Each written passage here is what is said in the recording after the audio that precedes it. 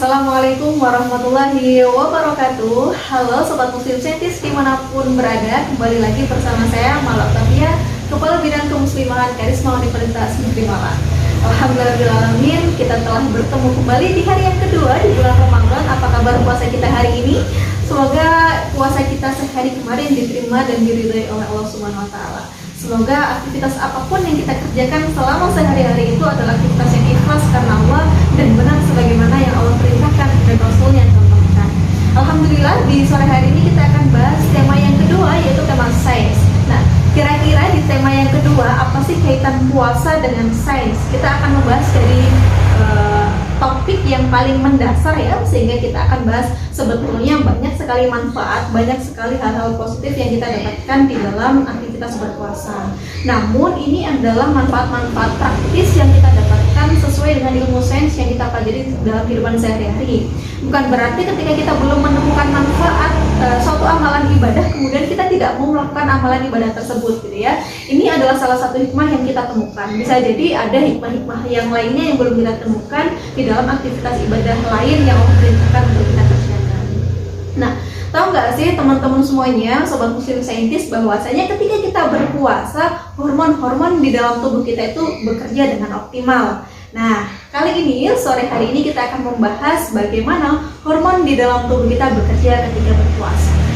Nah, pernah nggak sih ketika Sobat Muslim Saintis itu merasakan puasa di awal pekan pertama gitu ya, sepekan pertama berpuasa tubuh akan lebih merasa enteng, merasa kurus nggak ya? Akan lebih merasa tenang, lebih merasa bahagia, lebih merasa damai, ibadah lebih khusyuk, ibadah lebih tenang gitu. Karena ternyata ketika kita menahan lapar, ketika kita menahan haus di bulan Ramadan, melaksanakan aktivitas berpuasa itu banyak sekali hormon-hormon yang diproduksi dan juga banyak hormon yang kemudian dilepaskan. Nah, salah satunya misalkan ketika kita berpuasa di pekan pertama, maka kondisi depresi, kondisi stres, kondisi di dalam tubuh kita yang mungkin kita mudah marah ketika sebelum berpuasa, mungkin kita mudah untuk stres memikirkan tugas kuliah gitu ya, mungkin kita merasa cemas, merasa gelisah gitu ya, itu akan sedikit terkurangi karena ternyata setelah satu pekan berpuasa, hormon di dalam tubuh kita itu mulai bekerja. Jadi ketika kita menahan lapar, haus, metabolisme kita sudah mulai diolah di dalam bulan puasa yang pekan pertama itu, maka di dalam pekan pertama banyak hormon yang dilepaskan. Misalkan adalah hormon adrenalin, hormon steroid, ataupun hormon-hormon lainnya, di mana hormon ini adalah hormon yang memacu kita gelisah, mungkin deg-degan gitu ya, merasa lebih cemas, merasa terganggu, atau mungkin emosinya lagi naik, pengen marah gitu. Maka hormon-hormon seperti hormon adrenalin, hormon steroid ini adalah hormon yang kemudian dilepaskan dari otak kita, sehingga kita akan merasa lebih tenang, merasa lebih damai, merasa ketika kita puasa itu tidak cepat marah. Kita akan lebih merasa bahwasanya ada aturan gitu ya, ada sense atau perasaan di dalam diri kita bahwasanya ketika berpuasa itu kita lebih merasa terjaga dengan sikap dan pribadi kita selama keseharian. Sehingga ketika kita berpuasa banyak juga efeknya di dalam aktivitas peribadahan kita yang lainnya. Dimana misalkan selain dari hormon adrenalin dan juga misalkan hormon steroid yang dilepaskan, yang dikeluarkan gitu ya, sehingga jumlahnya mungkin atau secara kuantitas dia akan lebih menurun dibandingkan produksinya selama beberapa hari sebelum kita melakukan puasa, kita akan merasa lebih santai, kita merasa lebih rileks. Maka coba kita buktikan selama satu pekan ke depan, ketika puasa kita benar ya, syaratnya ketika puasa kita benar, ketika puasa kita laksanakan dengan ikhlas, puasa kita laksanakan sesuai dengan apa yang syariat itu katakan, maka sebetulnya puasa itu akan menjadikan diri kita lebih tenang. Karena kenapa? Fakta yang kedua adalah ketika kita itu berpuasa, hormon yang diproduksi lebih banyak itu salah satunya adalah hormon endorfin. Nah, jadi di beberapa penelitian yang dilakukan oleh para ilmuwan misalkan menyebutkan di sana puasa itu dapat meningkatkan produksi hormon endorfin. Sehingga ketika kita beribadah, ketika kita melaksanakan amalan-amalan, kita akan lebih merasa bahagia. Di mana hormon endorfin itu bekerja untuk merangsang stimulus kebahagiaan kebahagiaan bagi sobat muslim saintis semuanya. Jadi kalau sobat muslim saintis merasa bahagia, merasa ceria gitu ya, merasa gembira, merasa kehidupan sehari-hari ini sangat menyenangkan gitu ya, bisa jadi hormon endorfin ketika itu diproduksi secara maksimal, secara optimal gitu. Dan ini nantinya akan berpengaruh terhadap kualitas aktivitas kita sehari-hari. Misalkan ketika kita berpuasa, hormon endorfin itu akan meningkat, hormon bahagia gitu ya, happy hormone kalau misalkan orang biasanya bilang. Hormon bahagia ini akan diproduksi lebih optimal sehingga ketika kita beribadah itu akan lebih nyaman. Misalkan ketika sobat muslim saintis sholat, maka sholat itu akan jauh lebih tenang, jauh lebih bahagia, jauh lebih khusyuk ketika berpuasa dibandingkan dengan sholat kita yang mungkin tidak berpuasa. Mungkin ketika kita sedang berpuasa, efek lapar gitu ya, efek haus itu menjadikan diri kita justru lebih fokus terhadap amal ibadah kita, justru lebih menenangkan kita dibandingkan dengan diri kita yang ketika aktif beraktivitas di luar sana dan memikirkan banyak hal gitu ya, baik itu memikirkan tugas misalkan, memikirkan aktivitas pekerjaan kita, bagaimana mengajar kita, aktivitas keseharian kita gitu ya, dan aktivitas apapun itu, maka hormon-hormon itu mungkin akan dipacu secara serempak. Tetapi ketika kita merasa tenang, hormon endorfin itu yang lebih dominan dibandingkan dengan hormon-hormon yang lainnya. Sehingga ketika sobat muslim saintis semuanya itu sholat akan lebih merasa khusyuk. Ketika kita memanjatkan doa, mungkin berlinang air mata, banyak air mata yang jatuh. Banyak air mata itu bukan air mata kesedihan, bukan air mata yang kemudian merasakan kekecewaan, tapi air mata kebahagiaan, ketenangan yang kita rasakan ketika kita bertemu kepada Allah. Ketika kita memanjatkan doa-doa khusyuk kita di hadapan Allah, ketika kita memanjatkan setiap keinginan dan harapan kita di hadapan Allah, bahwasanya ya Allah terimalah puasa saya, ya Allah berikanlah saya kebahagiaan, ya Allah berikanlah kedua orang tua saya umur yang panjang, berikanlah para dosen saya ilmu-ilmu yang bermanfaat yang akan diberikan kepada para mahasiswanya. Maka ketika itu semuanya kita haturkan kepada Allah, ada kebahagiaan, ada ketenangan, ada rasa damai yang kemudian akan kita rasakan ketika berpuasa. Bukan hanya aktivitas berpuasanya yang menjadi nyaman, tetapi aktivitas ibadah-ibadah lainnya.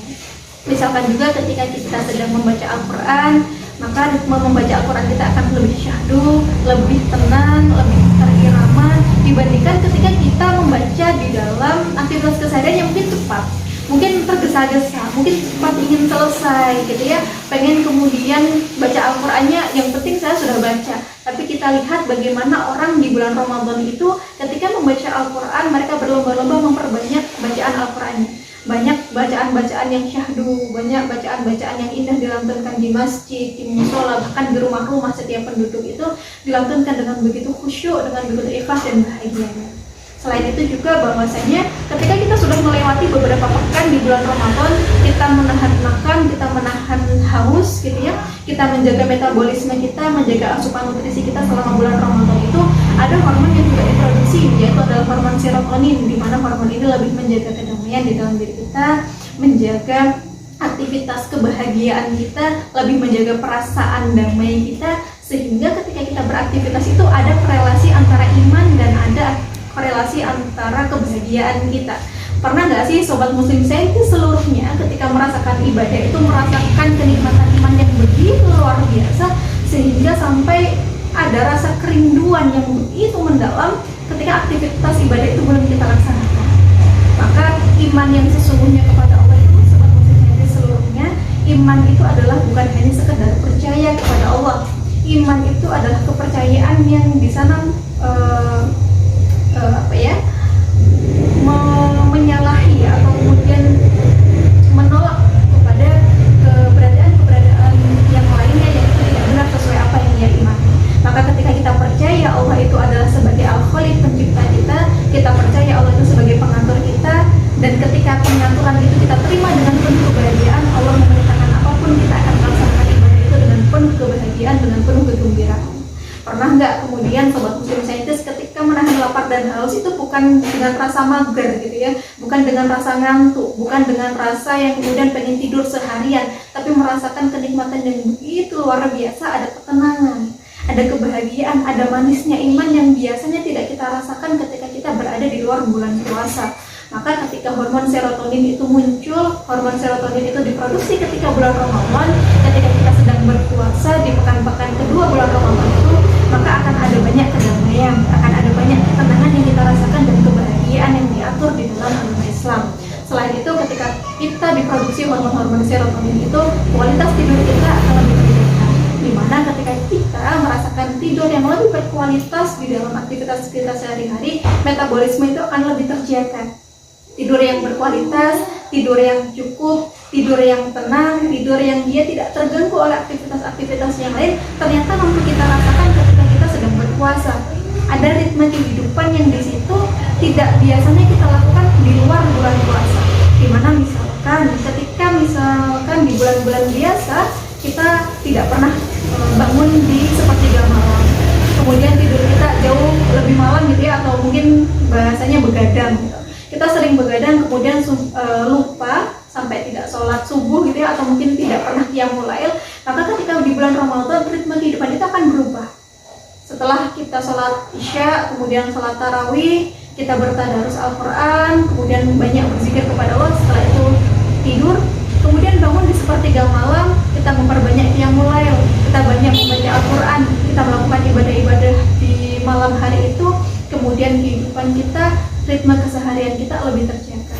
Maka sobat muslim saintis seluruhnya, dimanapun sobat muslim saintis berada, ketika kualitas tidur kita itu lebih terjaga, baik ketika kita masih dalam aktivitas perkuliahan ataupun aktivitas pekerjaan, maka metabolisme itu akan terjaga. Dan ketika metabolisme itu akan terjaga, tubuh kita akan lebih fresh ketika bangun di pagi hari.